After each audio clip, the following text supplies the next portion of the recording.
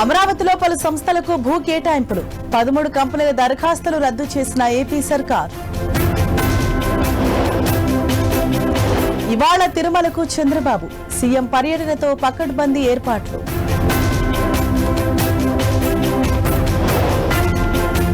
ఇవాల్టి నుంచి కేటీఆర్ జిల్లాల పర్యటన, నేడు సూర్యాపేటలో కార్యకర్తలతో సమావేశం.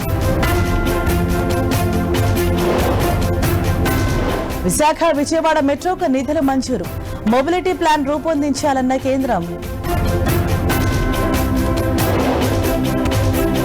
బెట్టింగ్ యాప్ కేసులో మరో 6గురికి నోటీసులు, ఇవాళ విచారణకు రావాలని పోలీసుల ఆదేశం. హెచ్సీఏ నిధుల గోల్మాల్ కేసులో కీలక పరిణామం, 50 లక్షల విలువైన ఆస్తులు అటాచ్ చేసిన ఈడీ. హైడ్రాపై మరోసారి తెలంగాణ హైకోర్టు సీరియస్, పేద మధ్యతరగతి ప్రజలే టార్గెటా అని ఫైర్. 6 నెలల్లో పెట్రోల్ వాహనాల ధరలకే ఈవీ వెహికల్స్, స్వదేశీ ఉత్పత్తి, కాలుష్య కట్టడినే లక్ష్యమన్న గడ్కరీ.